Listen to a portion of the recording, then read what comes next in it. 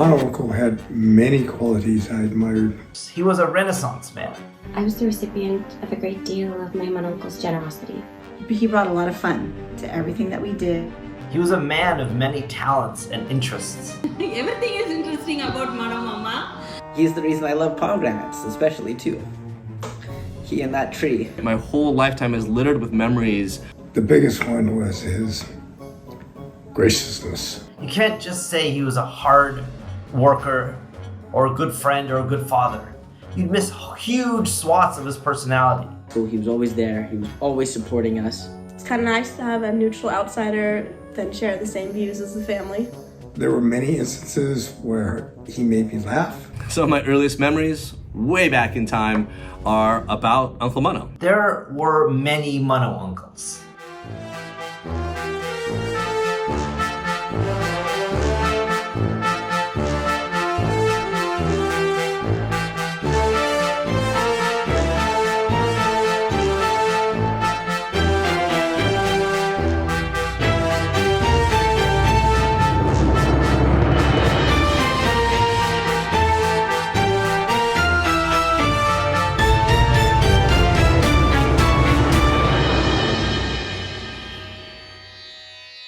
After 84 years, I think back how we grew up. This is Mano Aaron, youngest of the three siblings, Felicia, Manuel, and Mano. When we three siblings were growing up in our uncles and aunts' home, we looked after each other. We three used to go to school by riding bicycles across the bridge over the Jamuna River. I remember riding on the back seat of Anand's bicycle.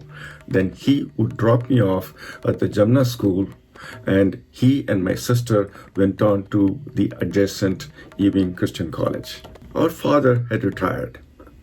I was supported in college by Anand and Anni when they themselves were newly married. Without their sacrifice and support, I would not be what I am today. Anand never considered me a burden. That sentiment is aptly captured in the Hollies' 1969 song, "He Ain't Heavy, He Is My Brother." But I'm strong, strong enough to carry him. He ain't heavy, he's my brother. My brother Mano was a very, very affectionate person and family oriented. We always wanted to have the family around him, inviting people to come and see his relatives, and he always wanted to wanted to make things happen for others. He had a compassion for the poor. He told me last time, he actually helped me. He said, if you want anybody for any help for education for anybody there who are coming up who don't have money, let me know. And I did recommend one girl who was from a very, very poor background and with no connections at all. And she needed the fees for the final exam to become an engineer. At that time, I didn't have that money.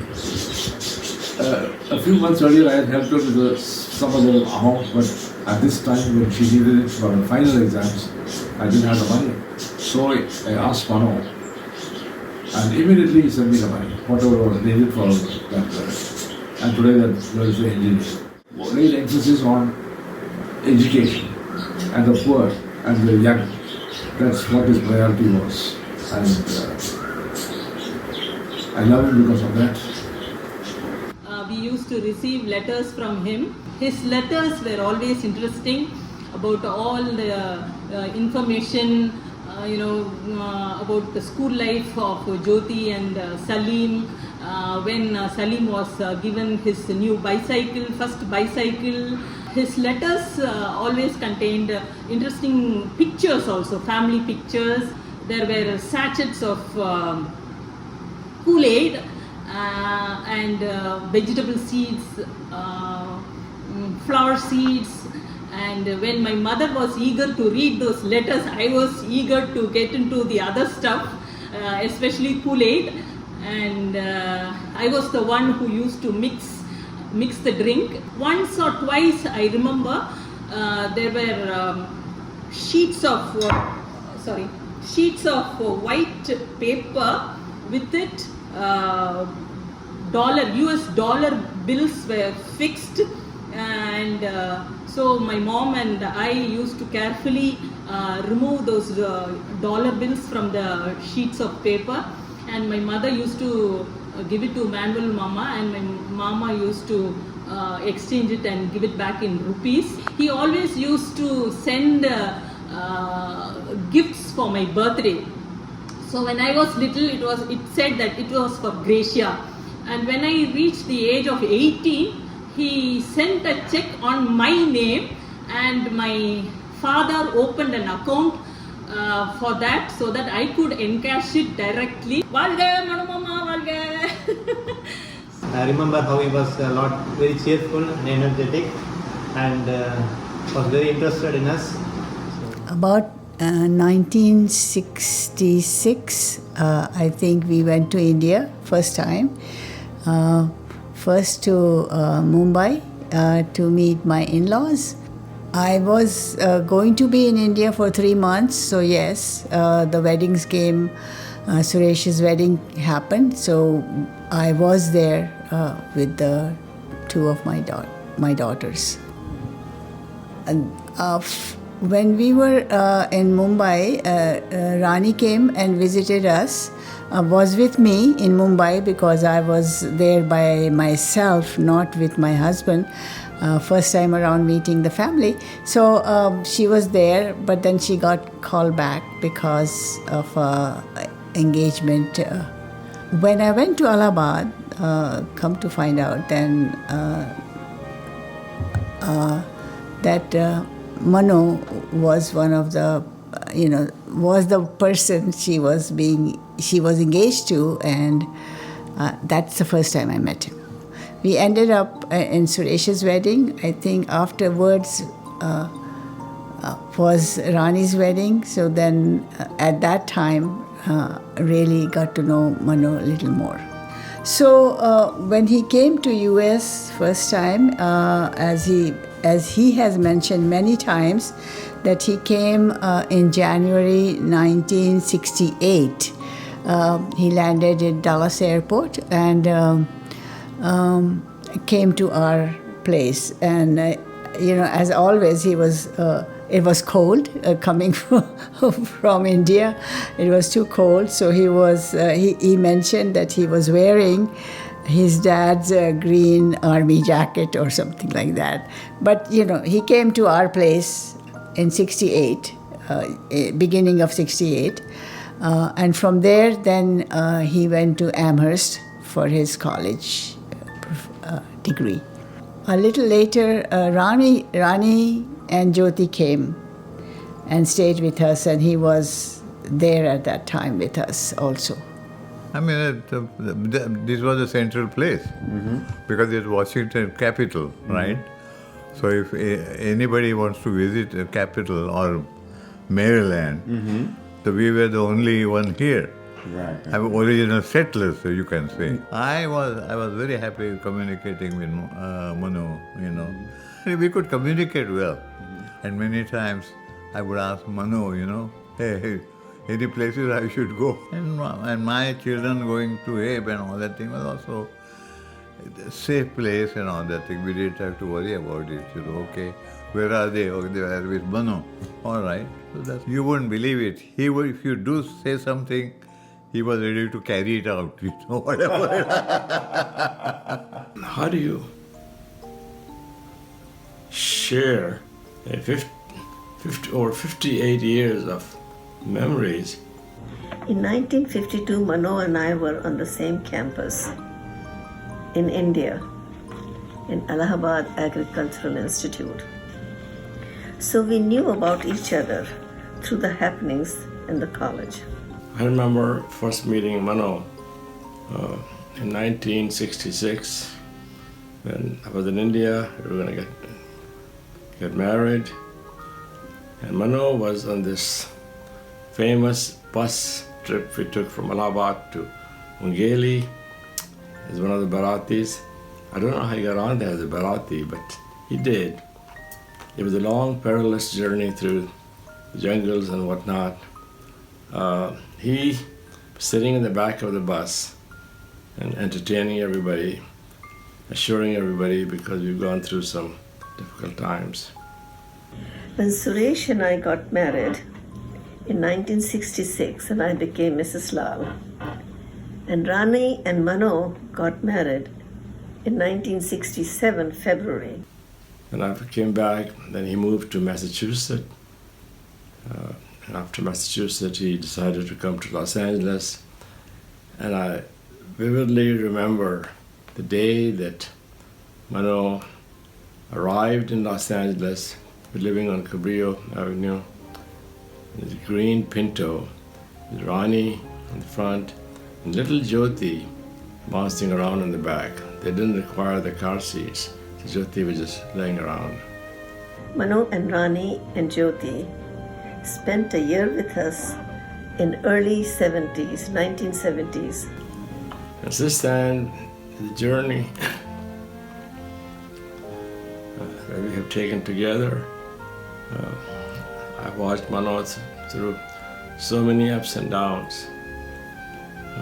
Started the Gangadin Cuisine restaurant, and it was a desire, it was a dream, but he was too early for his times, having an Indian restaurant. But he didn't let himself down. He went on to start from the bottom, and took on a job and working on the docks. Mano and Rani bought a house in Moore Park in 1976, and by then they had added a little boy to their family. And he went on and to a career that was ended with so successful, being as a manager of quality control. We loved outdoors, he and I. And we used to go camping, and the three most memorable trips that I remember is first one we went to Alaska, Yellowstone, and the last trip, long trip we took was to Olympic National Park in Washington, where we just had a whale of a time. He would cook up a storm. Oh, so much food and desserts. What a talent he had, this man. My memory fails me in so many ways. I could not share in his love of cooking. Holy smoke!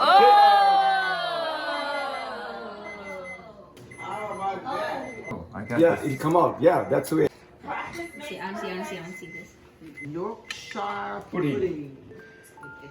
Yum! I don't know one thing about cooking, but I enjoyed his cooking. And that was such a pleasure it was to be invited to go to his house. Mano was so thankful. Every little thing we do for him. He loved his family, and he loved his friends. He always thanked me and appreciated anything I did for him. Mano was a loving and caring brother. And I recall the time, a few years ago, when my mama had passed away. And Mano came forward and he made all the arrangements for her, for the funeral. It was such a relief to Sudha and me, and I'm sure to the rest of our family. He was a take-charge guy. Their move to Huntington Beach was definitely God ordained. It brought them closer to us, and we had impromptu dinner get-togethers. Mano's leaving leaves a vacuum in my life. Since 1962, when he was a college student in Allahabad, India. And after that, he married Rani in 1967. our relationship and bond became much more stronger. We often celebrated festivals, events of our lives, and we settled in Southern California about the same time in mid-1970s. Mano and Rani in Moat Park, and I with my family in Redlands. Mano has been an inspiration to all of us, a lot of energy and initiative to organize our family get-togethers and festivities. I always admired Mano. He was a man of strong faith and values. He was committed to his family and his community. His passion for photography and game of hockey was noteworthy. I'm going to miss all of that and his presence in our lives. And this is my last goodbye. We first met him, at least myself, I first met him when we first arrived in the US and more importantly in California. We spent a few hours with Rani and Mano before we moved to Satish and Ranjana's house, where we spent quite a bit of time until we got an apartment. Interesting moment with Mano. Drove down to the southern part of Italy, Amalfi Coast, and we stayed there for a couple of days. And while we were there, we actually went for a dinner, and in order to get to the dinner, we didn't know, but it was the owner of the restaurant that offered to actually pick us up. We didn't know he was the owner, so we got in the car that he got, and we drove off to the restaurant. When we came there, Mano started fumbling and he dropped some coins because he was thinking he's going to tip the driver. And then when we went inside the restaurant, we realized he was the actual owner, and he treated us really like royalty. And there is a picture also of Mano flipping the omelets that was at his house. And if I recall, he was doing something similar with spaghetti.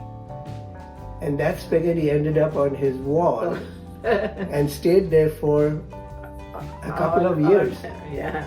At least a couple of years it stayed there. So those were some interesting moments that we shared with Mano. And he was one of the trio that would always be called upon to sing We Three Kings. The trio included Mano and myself as regulars, and then we would have sometimes Dan and sometimes Bimal as the third party. But that was a feature every Christmas party. This was to happen. Bimal and myself were very fond of him. At Christmas party get-togethers, your dad was the one who made it special. I remember when you kids were little, he involved all of you in Christmas pageant. Christmas party won't be the same without your dad. You kids will have to carry on with the celebration. Hope that you will continue this together with all the families. He's a warm, welcoming, happy person. I will remember him for that. I do have one memory. I don't know if it's a childhood memory I made up, but I do remember him with his chef hat, cooking up those knishes. We have known Mano for over 50 years, and all these years we have celebrated many events with him. In all these events, Mano stood out as a very dynamic person who engaged with a smile and friendly conversation with others. He loved people and took an interest in the younger members of the families. Over many years, Mano meticulously planned his parties.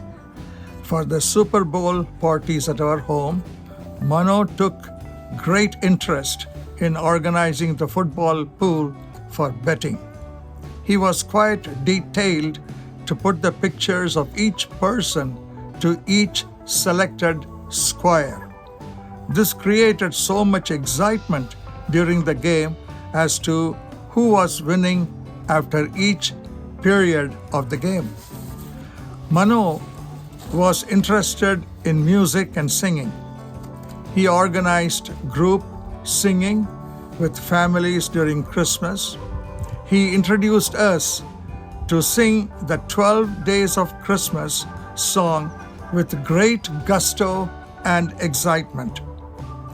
During the recent Paris Olympic Games, we were reminded of Mano's passion for field hockey. He influenced so many people to be involved with the sport. Mano had taken us to a New Year's Eve party where he introduced me to a gentleman named Himmat Rai, who was an active hockey player, and I very quickly joined his club, and that started my hockey business in California. Imagine me and you, I do. I think about you day and night. It's only right to think about the girl you love and hold her tight. So happy together. If I should call you up, invest a dime, and you say you belong to me and ease my mind, imagine how the world could be so very fine, so happy together. I can't see you loving nobody but you for all my life. Mano Aaron started his field hockey career the day he set foot in the Los Angeles Olympics Field Hockey Stadium in the summer of 1984.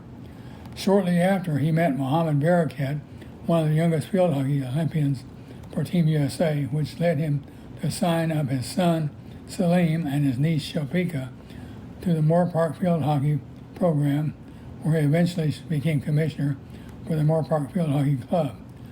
During his leadership, the Moore Park U12 youth program grew to 4 teams, which later led to 2 under-16 teams. He also contributed with work to build the first snack bar at the field. Mano was elected to the National Governing Board of U.S. Field Hockey. In this role, he interacted with other field hockey bases around the country, and in the midst of his administrative and player recruiting, he participated as a judge for the 1990 Olympic field hockey. Later, Mano moved from national level to his grassroots of Moore Park Field Hockey. And our friendship began when I applied to my first job in the US, when he connected with me on my background as a hockey player and helped me get the job at 25 years. Mano became a key figure in my life, supporting my career and helping me connect with our community.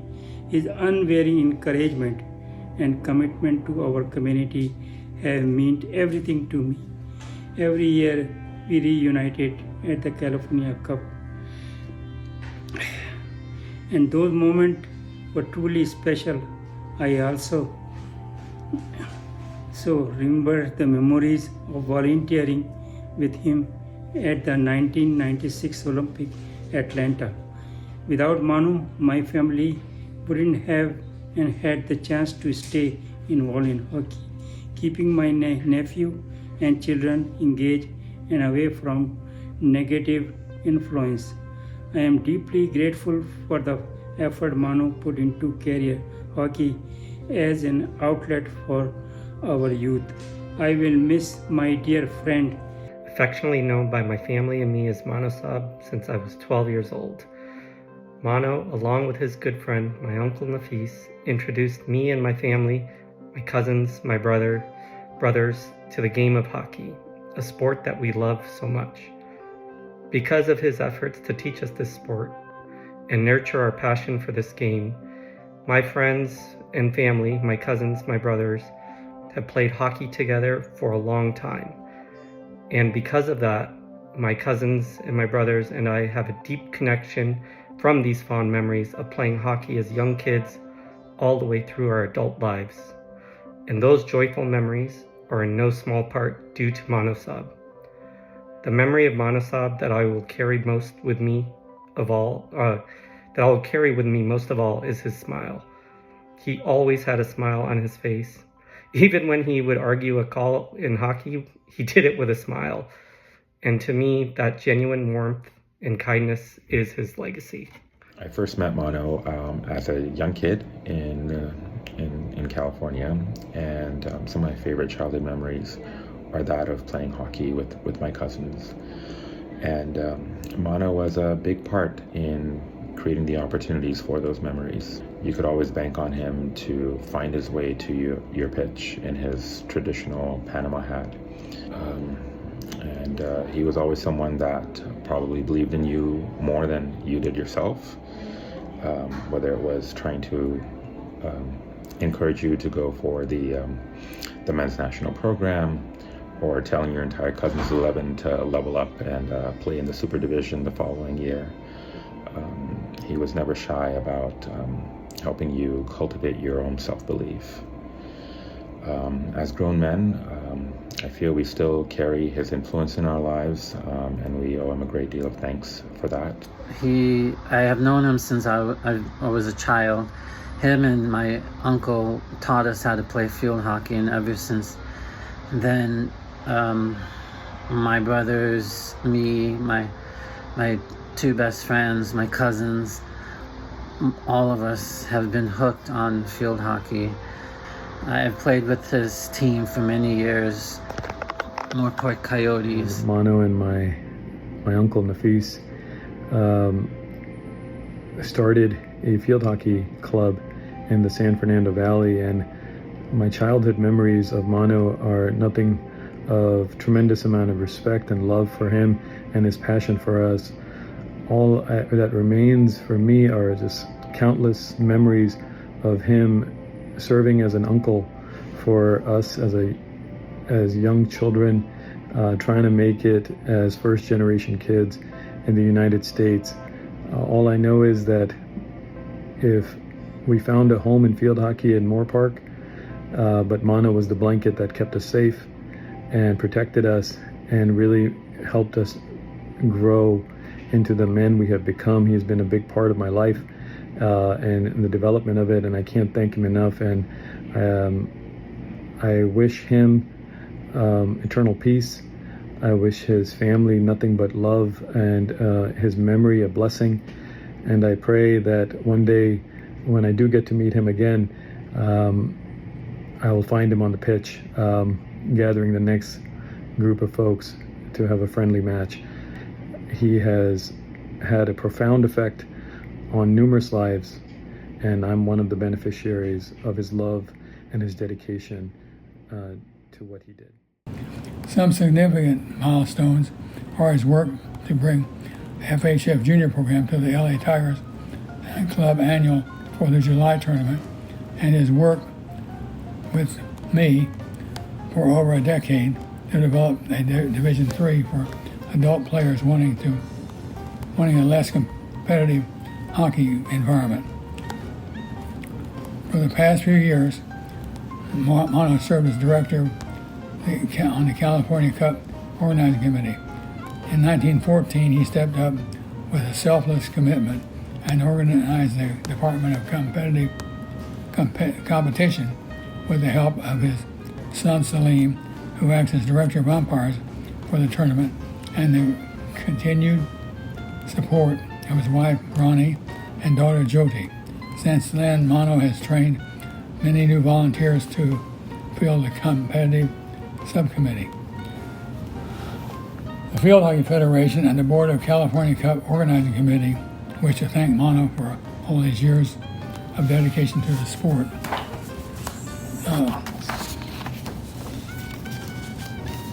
I have enjoyed knowing Mano for over 40 years. We used to go to have practice, and then we'd have pizza and beer with David, my brother. Pizza for Ronnie and Mano, beer for me and David, and my wife Karen was there for observation. Dada used to take us to the Science Center a lot, and I remember this one particular time when Shalmar and I were old enough to ride the high wire bicycle. And it's a bicycle that's counterweight, and it goes on a cable probably like 2 inches thick at the max. And so we got tickets to go on it. And Shalmar and I were really scared. We were like, oh no, we're gonna fall over. Because it's 3 stories up, and you could just see the people walking below you. And so Dada was like, oh, it's fine. But we weren't confident. We thought we were gonna fall over. And he's like, look, I'm gonna do it. And he went, and he rode on the bicycle. And he looked at us, and he's like, see? And he took his hands off the handlebars and everything. And he was like, it's completely safe.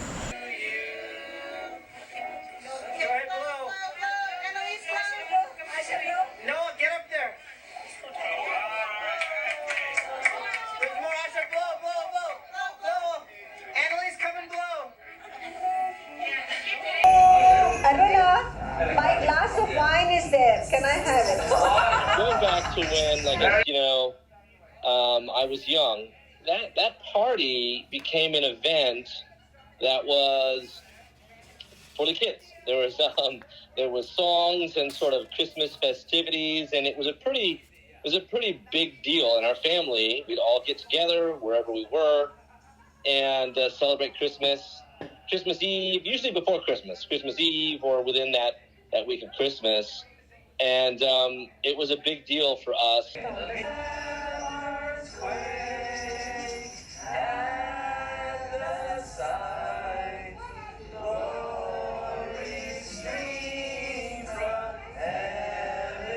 So the Christmas party every year was always a volunteer event that different families would just sort of pipe up and say they want to host the party. So I remember it being at the Aaron's house. I remember it being at the Massey's house. I remember it being at our house. And I say those 3 mostly because there's a piano there. And I remember how that became a central part of the Christmas party and the Christmas event. The music, always we had the kids involved.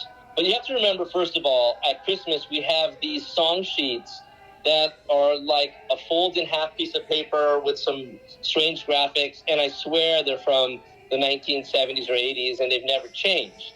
So that musical sheet was the first thing that went around.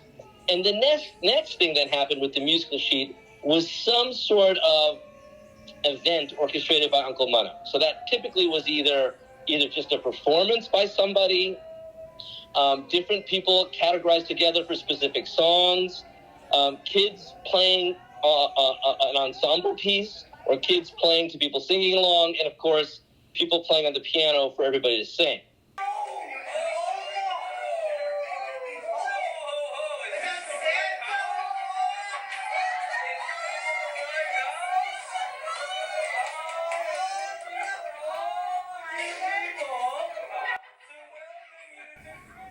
Oh, I love this part. The Santa thing was our uncles, and it was every single uncle who's in the audience or not. They've all played a role in Santa. And yeah, I remember Uncle Mano especially. I know my dad, I know Uncle did it. I believe Uncle Dan had even done. There's so many people. Uncle Bimmel had been Santa. So the Santa role was really for the kids. How they came up with this, I have no idea.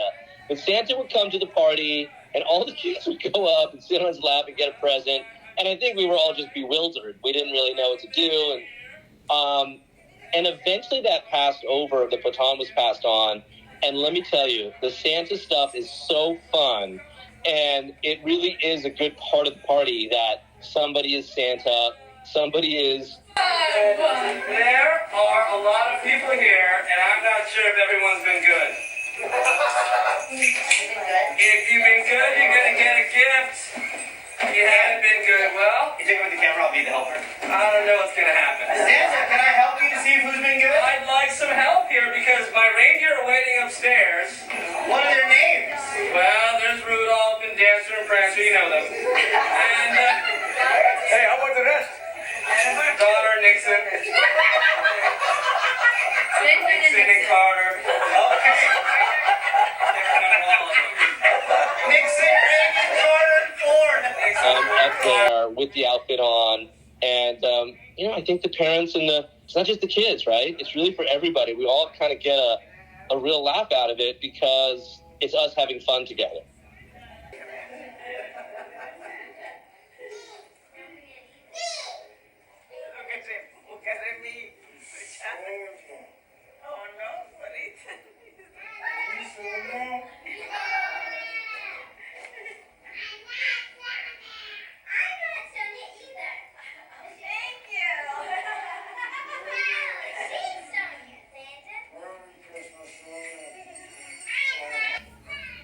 So I think, this is a tradition that was born from our parents, like you said.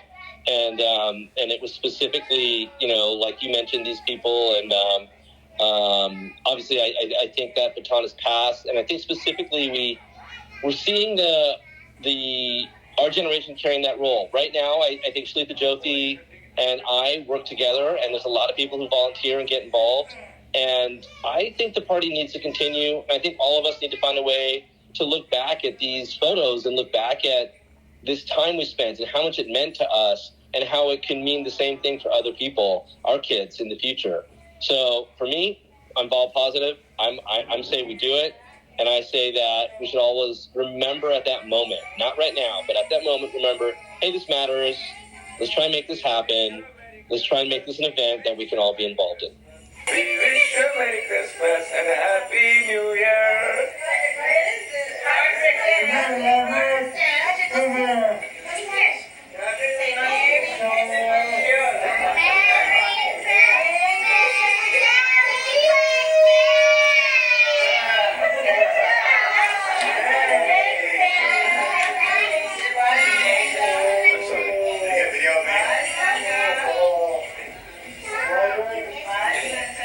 Bye, Santa.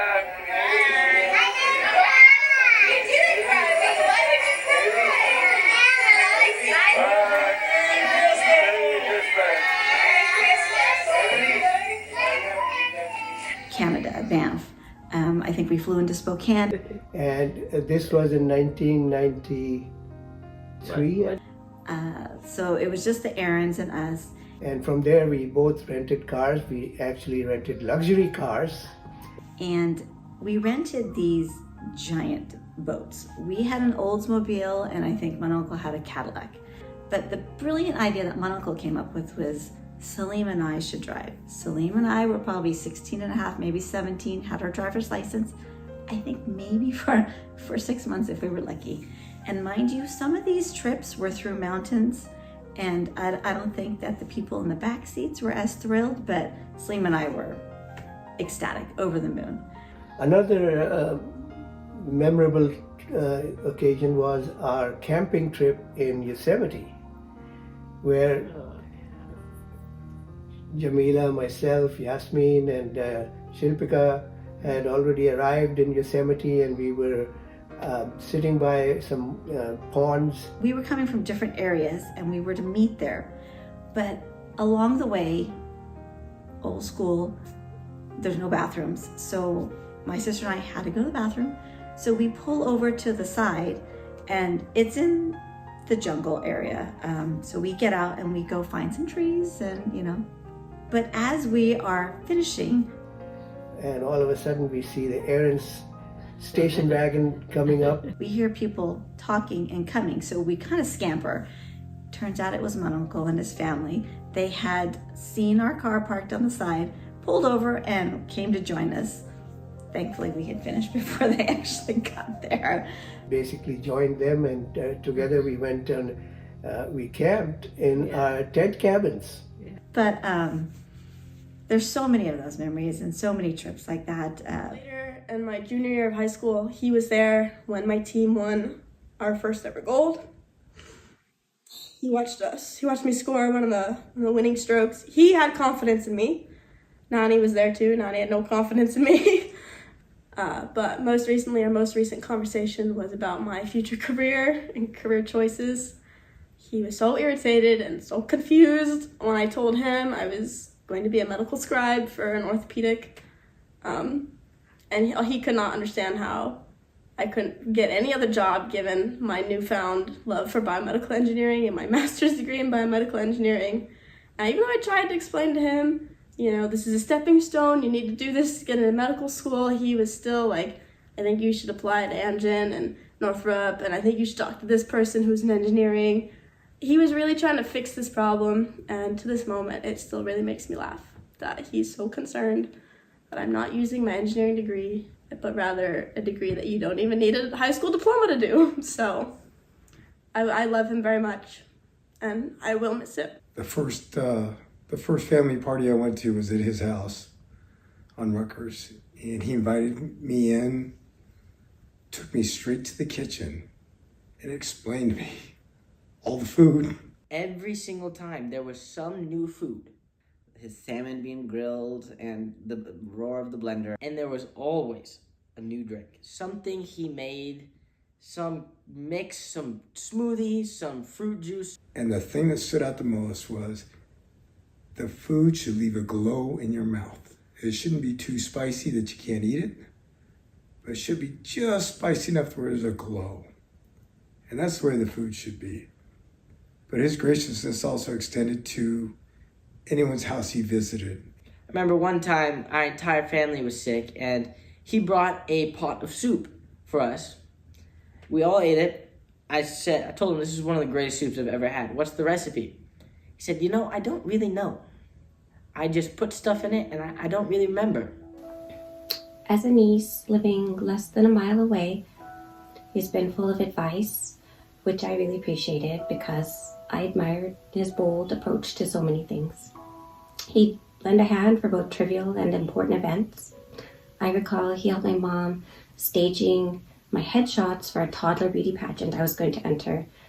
We were in his garden, he was adjusting a parasol just so because he was particular about getting details right. And then later in life, he was boosting me into my first engineering job at the same place where he worked. Some of my memories are tangible.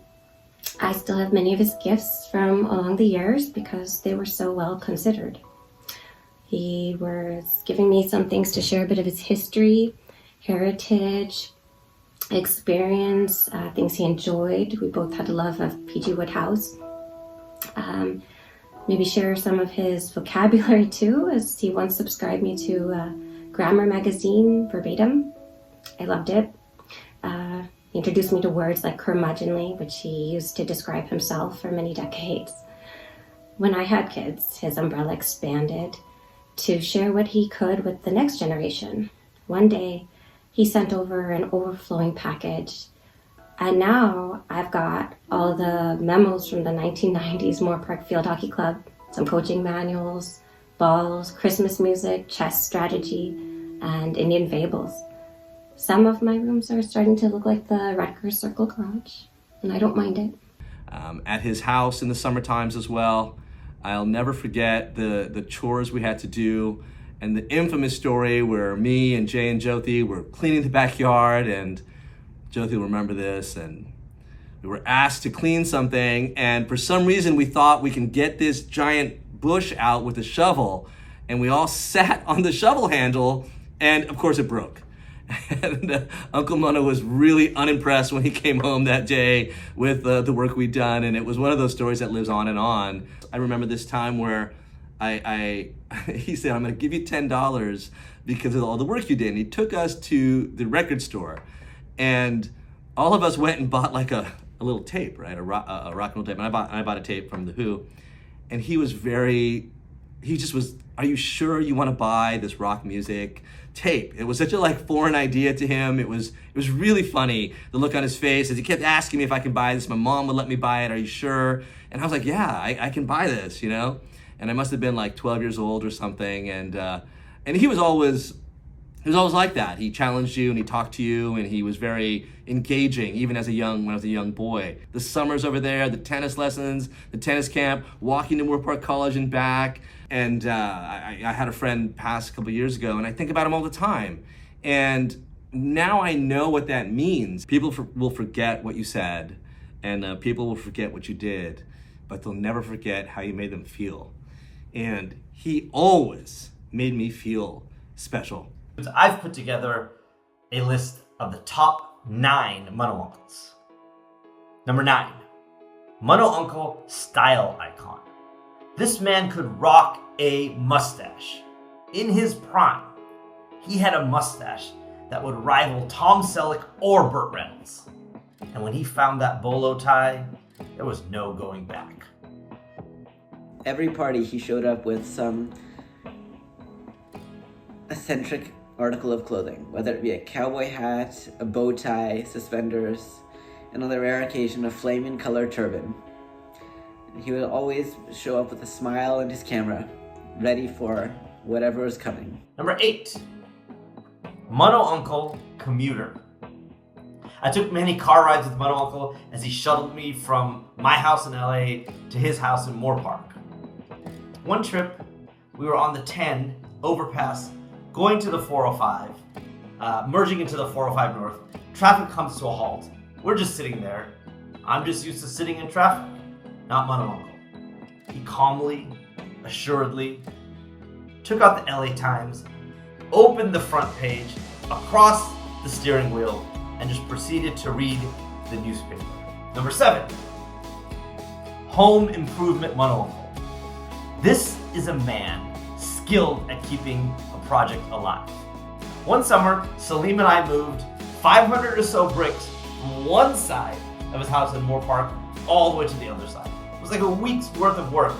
We worked very slowly. The next summer, we moved those bricks back. His approach to his home projects raises an important philosophical question. Why finish? You know, he always has projects going from upholstering a sofa to repairing, painting, putting new windows. The house on Rutgers had to add a 3rd bathroom to the back of the house. I think that discussion was at every party. And then that discussion turned to, can we add a fireplace? He wanted a fireplace in the house, so we would discuss what it would take to do that. Number 6, the astronomer.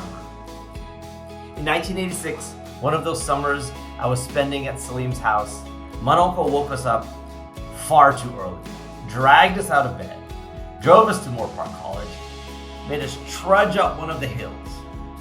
He planted down this telescope, and he beckoned me over, and he pointed at the eyepiece. I looked in, and there I could see Halley's Comet. Number 5, he was Mano uncle, uniquely skilled, surpassed by none, at planning vacations that didn't involve any rest or any relaxation. I remember my parents would be in the kitchen with my Uncle Ronnie and they'd have a big board out. They'd be figuring out flights, car rentals, hotels, destinations. But these vacations were epic.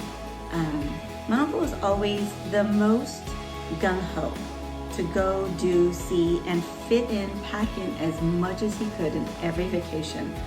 It was tiring for, I think, some parents, but us kids loved it. I mean, we had all the energy in the world. Mano, as you know, wanted to do multiple things at the same time.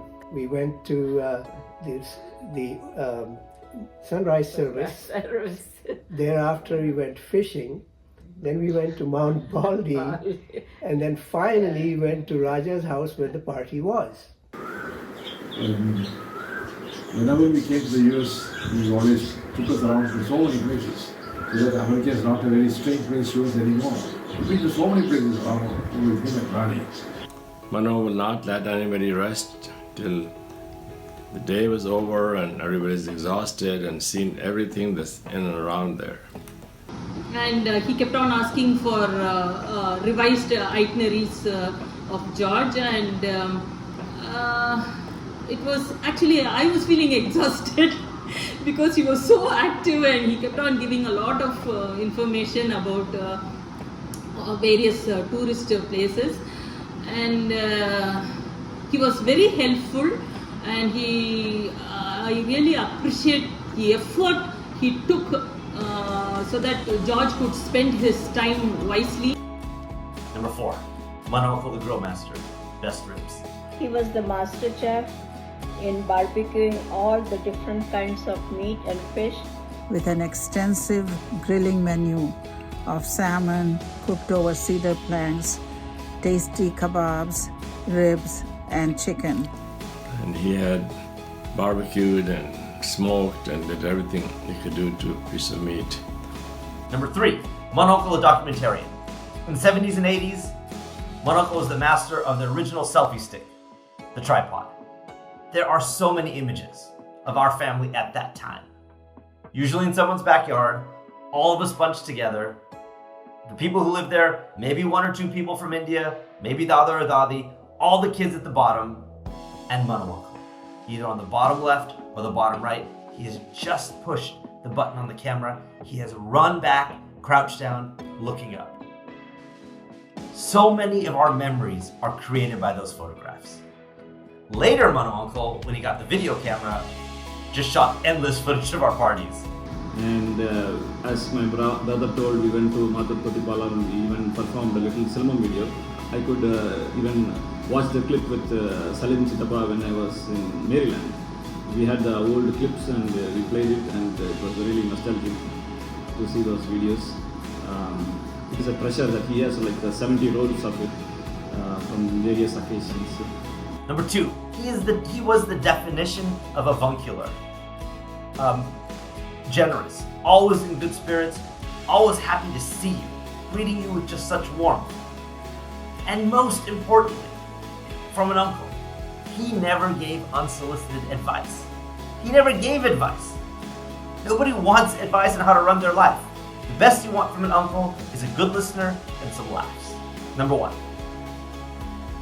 There were no 2 better words to get when opening an email from Mano Uncle than kith and kin.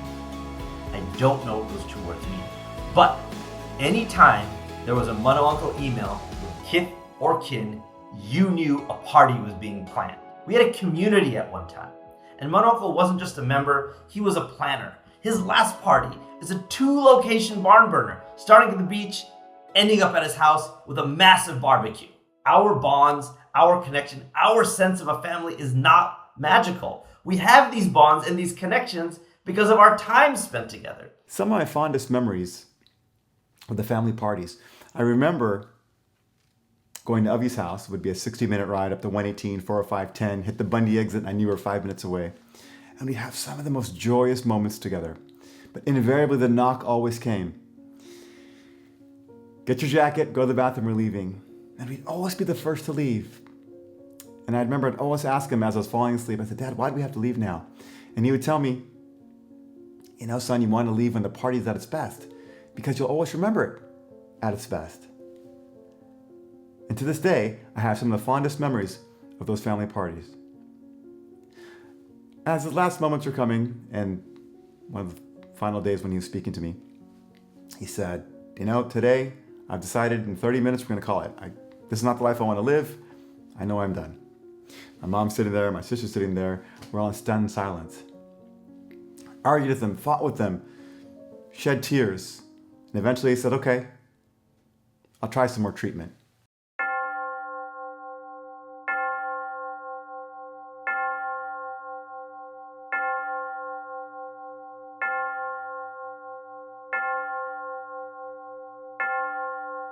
After 5 days, it was clear that we had passed the peak of the party. And for just that one time, he'd stay till the end. I'm thankful. I'm grateful for all of you. I love you all. Thank you. Good night.